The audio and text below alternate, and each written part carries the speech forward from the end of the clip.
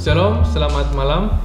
Kembali lagi di channel kita Firman-Mu Pelita, tempat di mana kita belajar dan mendalami akan firman Tuhan bersama PARG Pemuda Advent Yongguang. Terlebih dahulu saya memperkenalkan kami yang berada di studio. Yang pertama saya sendiri, nama saya Kevin Orlando, dan sahabat saya Jonathan. Selamat malam. Dan sahabat saya juga Delon. Selamat malam. Dan pendeta jemaat kami, pendeta Glenn. Shalom, selamat malam. Langsung saja kita akan memulaikan pembahasan kita. Kita akan memulaikan dengan doa. Maka dari itu doa akan dipimpin oleh saudara saya Delon. Mari kisah dalam doa, kita berdoa. Bapa yang bertata dalam kerajaan surga, Tuhan Yesus, pada malam ini kami akan memulai diskusi Alkitab kami, Tuhan. Berkatilah kami, Tuhan. Berikan kami Roh Kudus, dan berkatilah juga pendeta Glenn yang akan memimpin diskusi kami, Tuhan. Ini doa kami dalam nama Yesus. Amin. Amin. Terima kasih. Langsung saja saya serahkan ke pendeta Glenn. Apa kira-kira yang menjadi pembahasan kita malam ini? Oke, terima kasih banyak saudara Kevin. Sahabat-sahabat orang muda, pembahasan kita pada malam hari ini diambil dari perikop dalam Markus pasal 8. Markus pasal 8 ayat 14 sampai 21. Saya juga mengajak sahabat-sahabat orang muda, umat-umat Tuhan yang ada di rumah, boleh kita membuka Alkitab kita. Kita akan membaca akan ayat ini secara bergantian. Anda juga di rumah boleh membacanya dari Alkitab Anda masing-masing. Kita baca bergantian ya. Pendeta dulu, Delon, Jonah, baru Kevin, baru pendeta baru sampai selesai. Markus pasal 8 ayat 14 sampai 21. Tentang ragi orang Farisi dan ragi Herodes. Kemudian ternyata murid-murid Yesus lupa membawa roti. Hanya sebuah saja yang ada pada mereka dalam perahu. Lalu Yesus memperingatkan mereka, katanya, berjaga-jagalah dan awaslah terhadap ragi orang Farisi dan ragi Herodes. Maka mereka berpikir-pikir, dan seorang berkata kepada yang lain, itu dikatakannya karena kita tidak mempunyai roti. Dan ketika Yesus mengetahui apa yang mereka perbincangkan, ia berkata, mengapa kamu membicarakan soal tidak ada roti? Belum jugakah kamu faham dan mengerti? Telah degilkah hatimu? Kamu mempunyai mata, tidakkah kamu melihat? Dan kamu mempunyai telinga, tidakkah kamu mendengar? Tidakkah kamu ingat lagi? Pada waktu aku memecah-mecahkan 5 roti untuk 5.000 orang itu, berapa bakul penuh potongan-potongan roti kamu kumpulkan? Jawab mereka, 12 bakul. Dan pada waktu 7 roti untuk 4.000 orang itu, berapa bakul penuh potongan-potongan roti yang kamu kumpulkan? Jawab mereka, 7 bakul. Lalu katanya kepada mereka, masihkah kamu belum mengerti? Oke, terima kasih. Jadi kalau kita baca 8 ayat dalam perikop ini, pendeta mau bertanya dulu ke Jonah. Menurut Jonathan, berada di manakah Yesus dan murid-muridnya pada saat itu? Kalau kita merujuk ke ayat sebelumnya, yaitu ayat 13, mereka sementara di atas perahu. Dan kalau di atas perahu berarti mereka sementara di atas danau. Mungkin mereka mau bertolak ke suatu tempat, tapi tidak dijelaskan ke tempat mana. Terima kasih. Jadi mereka berada di atas perahu ya. Pendeta, saya mau bertanya. Bagaimana Kevin? Kenapa mereka mempermasalahkan soal roti? Ya. Terima kasih. Kalau kita lihat di ayat 14, ada permasalahan di sana. Permasalahan mereka tentang tidak ada roti. Pendeta mau tanya dulu dari kalian yang membaca ayat ini, Delon, di perahu itu ada roti atau tidak ada roti, Delon? Menurut Delon? Ada. Ada roti? Ya. Kalau menurut Jonah ada atau tidak? Ada. Ada. Kalau menurut Kevin ada atau tidak? Tidak ada. Tidak ada. Sebenarnya ada atau tidak di perahu itu? Ada roti atau tidak di sana? Coba kita baca ayatnya yang ke-17. Coba kita baca ayat 17. Jonah boleh baca ayat yang 17, Jonah. Dan ketika Yesus mengetahui apa yang mereka perbincangkan, ia berkata, mengapakah kamu memperbincangkan soal tidak ada roti? Soal tidak ada roti. Ada roti atau tidak, Delon? Ada. Ada. Jonah masih mempertanyakan ada roti atau tidak? Di sini jelas dikatakan soal tidak ada roti. Ada roti atau tidak? Ada. Tetap ada. Kalau Kevin, ada roti atau tidak? Ada. Sudah jadi ada sekarang. Iya. Dari tidak ada menjadi. Sorry menjadi pendeta. ada. Ya. Saya mau bertanya. Bagaimana? Di ayat 18, di ayat 17, di kalimat yang terakhir, Yesus berkata, telah degilkah hatimu? Bukankah di sini, kalau menurut saya sendiri secara pribadi, saya baca di sini Yesus itu kayak kesal ataupun kasar kepada murid-muridnya. Padahal kan yang kita pelajari Yesus itu penuh dengan kasih. Apakah orang yang penuh dengan kasih juga bisa kasar? Iya.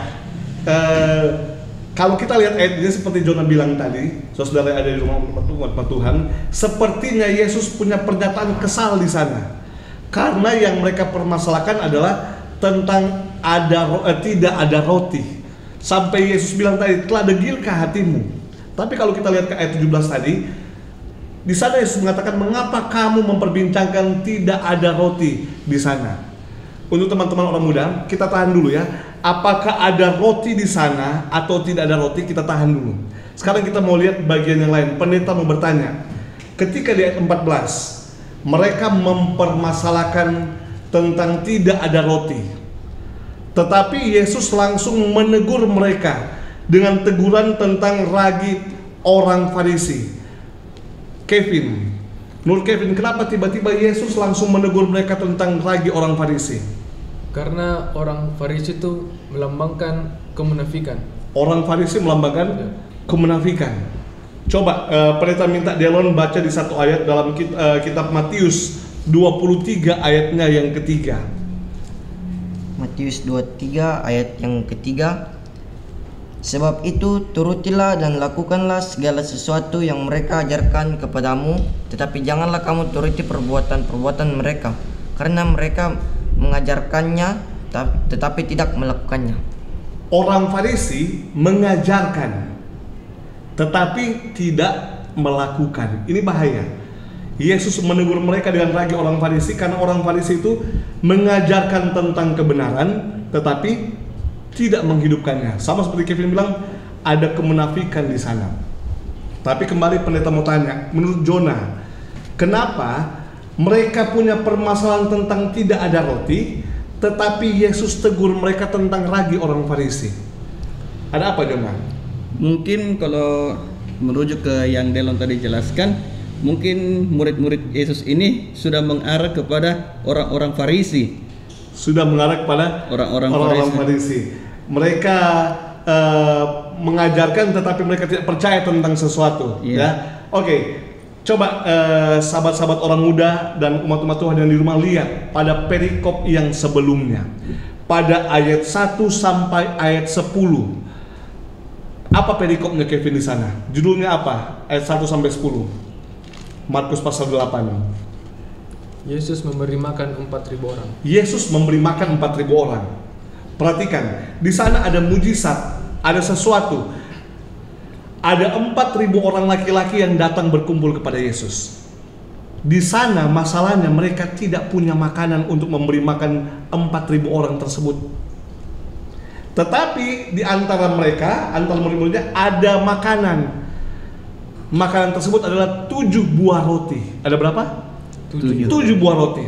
Dan ketika Yesus berdoa di sana, maka 7 roti itu dapat memberi makan 4.000 orang. Dan setelah mereka sudah makan, sudah kenyang, sisanya berapa bakul? 7 bakul. 7 bakul. Kita harus ingat ya, peristiwa ini beda dengan peristiwa memberi makan 5.000 orang. Kalau memberi makan 5.000 orang, berapa rotinya? 5 roti dan 2 ikan. Kalau 4.000 orang hanya ada 7 roti. Pada peristiwa memberi makan 5.000 orang, sisanya berapa? 12 bakul. Kita bisa baca itu di ayat 19. Dan pada memberi makan 4.000 orang, sisa berapa? 7 bakul di sana. Nah, menurut Kevin, ketika memberi makan 4.000 orang itu peristiwa yang biasa-biasa saja? Tidak, itu peristiwa luar biasa. Luar biasa. Kalau menurut Delon, itu biasa-biasa saja, cuma 7 roti, tapi yang makan 4.000 orang dan ada sisa lagi. Luar biasa. Itu peristiwa yang luar biasa. Betul, saudara. Ini peristiwa yang luar biasa. peristiwa yang sangat luar biasa, di mana 7 roti bisa memberi makan berapa orang, Jonah? 4.000. 4.000 orang di sana.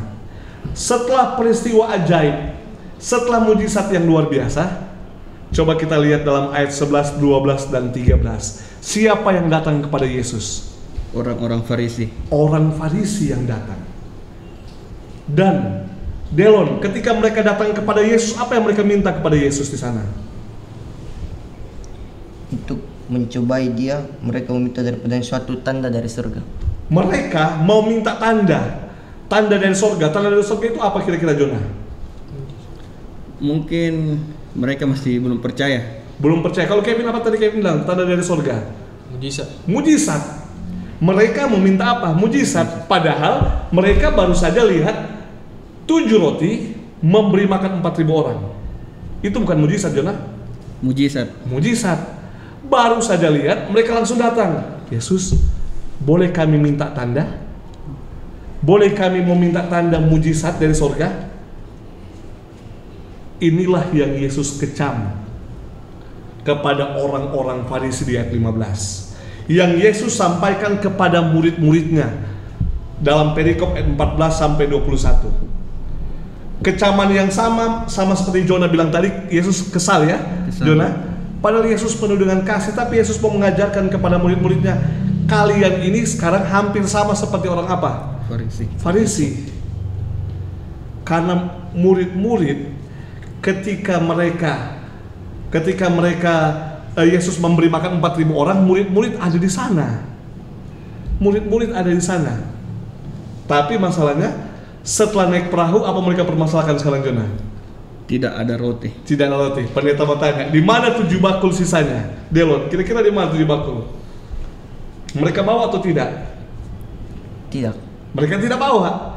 Karena memang masalah di ayat 14 sampai Yesus menyatakan di ayat 17, tidak ada roti di sana.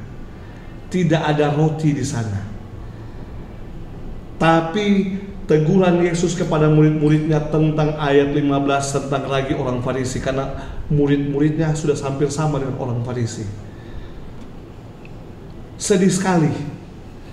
Baru melihat Yesus memberi makan 4.000 orang Farisi datang minta tanda. Karena Yesus kesal dengan orang Farisi, karena Yesus lihatin orang Farisi ini baru lihat tanda minta tanda, maka yang Jonah sebutkan ayat 13 tadi, Yesus bilang mari kita naik perahu dan meninggalkan tempat itu.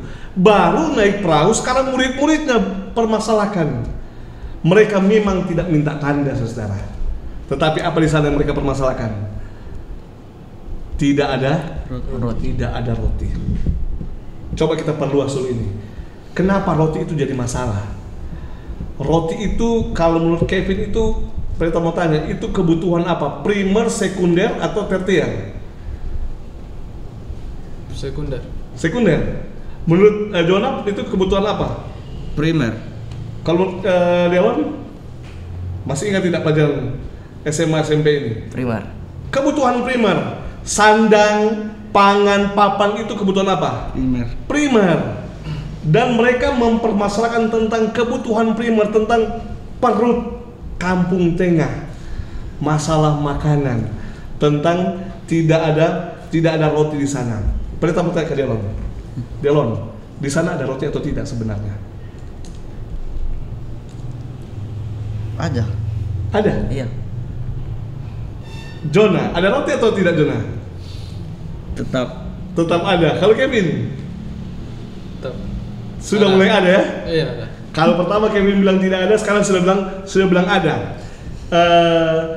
Secara aktual di sana tidak ada roti. Tetapi mari kita lihat perspektifnya Markus. Perspektifnya Markus ketika dia menulis bagian ini. Markus pun di sana mungkin menjadi salah satu murid Yesus yang mempermasalahkan tidak ada roti. Markus pun murid Yesus ketika dalam perahu mungkin menjadi salah satu murid Yesus yang mempermasalahkan tentang tidak ada roti. Tetapi ketika Markus menulis kitab ini, Markus menemukan perspektif yang lain. Memang di sana tidak ada roti, tetapi roti yang dirujuk oleh Markus itu siapa? Yesus. Coba baca. Yohanes pasal 6 ayat 48.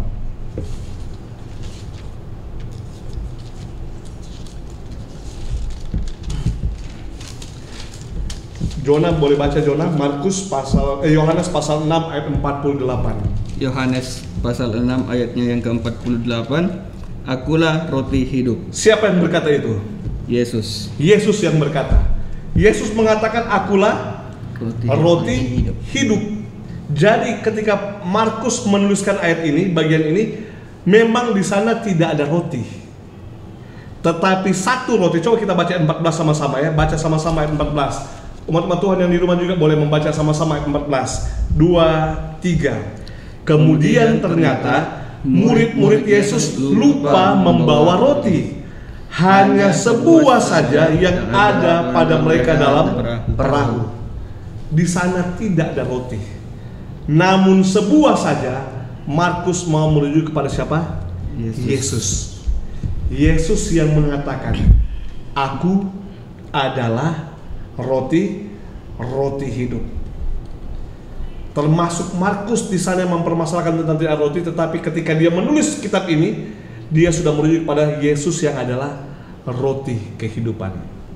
Pada bagian akhir ini yang menarik yang saya mau tanyakan kepada orang-orang muda. Pendeta mau tanya, mana yang kalian lebih butuh, Kevin? Kevin lebih butuh apa? Berkat Tuhan atau Tuhan? Tuhan, tidak butuh berkat Tuhan. Kalau butuh Tuhan sudah ada berkatnya juga. Sudah ada berkatnya juga. Jona lebih butuh mana? Berkatnya Tuhan atau butuh Tuhannya? Kalau realita sebenarnya berkat Tuhan. Kalau dalam realita. Tapi terkadang kita melupakan Tuhan, tetapi kita selalu bersyukur terhadap berkat Tuhan. Ya, kalau Delon, Tuhan. lebih butuh apa? Tuhan. Ini bagian ini yang saya mau angkat dalam diskusi ini adalah apa yang menjadi prioritas kita, berkat Tuhan atau Tuhannya. Inilah yang coba Markus angkat untuk menjadi pelajaran sampai pada generasi kita saat ini. Yang kita butuh apa sebenarnya? Saudara umat Tuhan di rumah, apa yang kita butuh sebenarnya? Berkatnya Tuhan atau kita butuh Tuhan? Ingat, ini dua hal yang berbeda sebenarnya. Berkatnya atau Tuhannya yang kita butuhkan. Dalam permasalahan di perahu ini, yang mereka permasalahkan adalah berkatnya. Mereka lupa ada Tuhannya di sana. Terkadang dalam masalah hidup seperti Jona bilang, realitanya lebih mempermasalahkan mana berkat Tuhannya. Tapi bukan datang kepada siapa pemberi berkat, yaitu siapa? Tuhan itu sendiri. Jadi inilah perikop pembahasan kita pada malam hari ini, orang-orang muda. Mungkin ada pertanyaan, ada yang memberikan pertanyaan. Kalau tidak ada pertanyaan, siap-siap dengan pelajaran rohani apa yang kalian angkat dari perikop pembahasan malam hari ini. Ada pertanyaan dulu. Jadi, pendeta, jadi yang tadi saya tanyakan, memang Yesus pada saat ini kesal. Pernyataan Yesus mau memberikan satu kalimat yang menegur. Secara manusia kita membaca sekarang adalah kekesalan. Tapi kalimat teguran yang Yesus berikan. Kalau pendeta mau merujuk itu kepada kalimat teguran yang bisa kita asumsikan, yang kita bisa saat ini seperti kesal.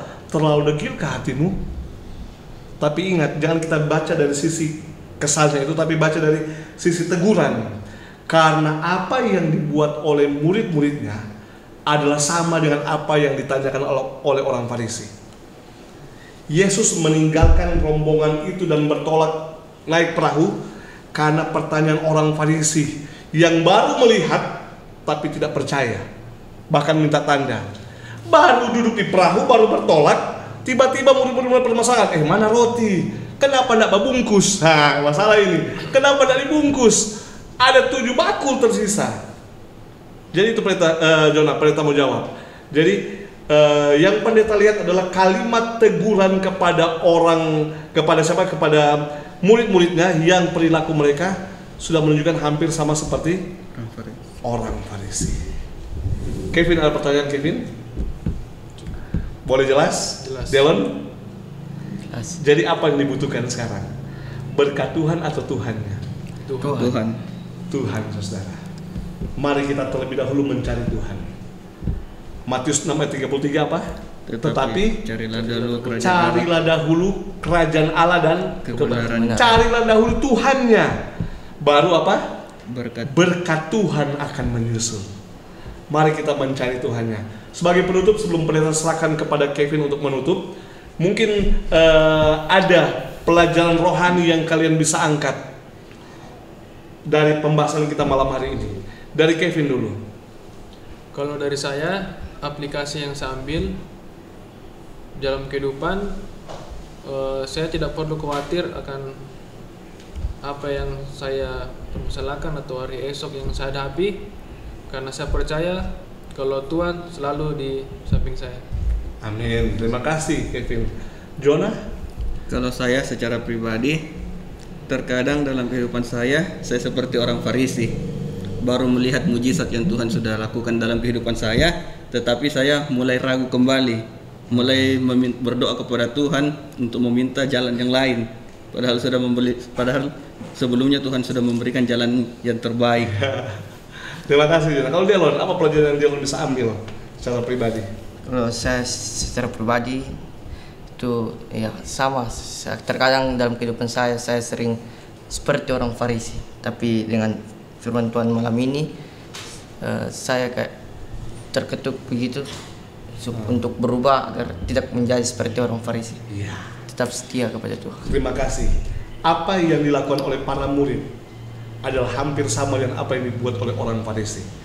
Maka Yesus menegur hati-hati dengan lagi orang Farisi. Semoga kita menjadi murid-murid Tuhan. Kita mencari terlebih dahulu berkat Tuhan, kita terlebih dahulu mencari Tuhannya, bukan berkatnya ya. Tuhannya terlebih dahulu kita cari. Dan lihat bagaimana berkat-berkat itu akan mengikuti kalau kita mencari Tuhan. Amin. Mungkin ini Kevin, pembahasan kita pada malam hari ini. Sebelum Kevin menutup, mari kita tunduk kepala dan kita akan berdoa. Mari kita berdoa.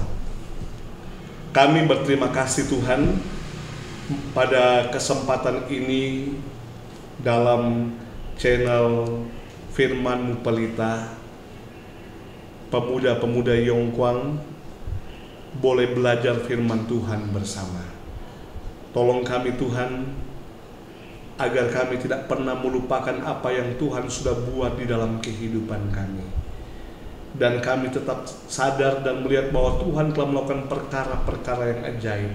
Dan tolong kami Tuhan untuk tetap menerima roti kehidupan, menerima Yesus di dalam kehidupan kami. Dan kami tidak khawatir menjalankan kehidupan. Diberkatilah orang-orang muda, kiranya berkat Tuhan menjadi bagian mereka dalam masa muda ketika mereka belajar firman Tuhan. Diberkatilah umat-umat Tuhan yang ada di rumah. Sanggupkan mereka juga untuk menerima berkat dalam pelajaran dalam channel ini Firman-Mu Pelita pada pembahasan malam hari ini. Di dalam nama Yesus kami telah berdoa. Amin. Terima kasih atas pembelajaran yang kita sudah dengar bersama-sama. Terima kasih pendeta, sahabat-sahabat orang muda. Terima kasih juga buat saudara-saudara yang sudah menonton video ini. Sekian pembahasan kita pada malam hari ini. Sampai ketemu di video berikutnya. Tuhan berkati.